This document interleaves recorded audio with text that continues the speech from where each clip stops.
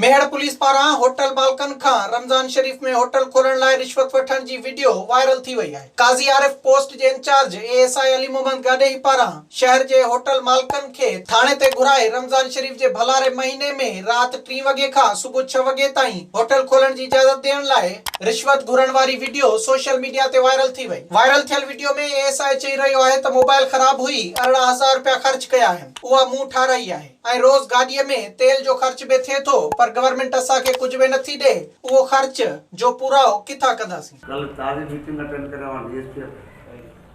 के पंजे जो चाल करना ऐसा चौंदा कि मन तेती चौथी दा मोबाइल में खर्च करा मुझे रखा कौन था गवर्नमेंट में नवा था 10,000 मुझे तो पारे दोस्तों ने हिंदन नौ जो सभी मोबाइल पर सरकार देने को है सही वो जो बात 16 17 18,000 में घरों खर्च किया था मुझे अभी भी मोबाइल है महाले में सारे ते बिठी दी का दिया रहा सही ये मुझे कार्ड आ गाड़ी से बजा कार है अभी कितना अंतर लगा के 18 अर्जेंट का हैदराबाद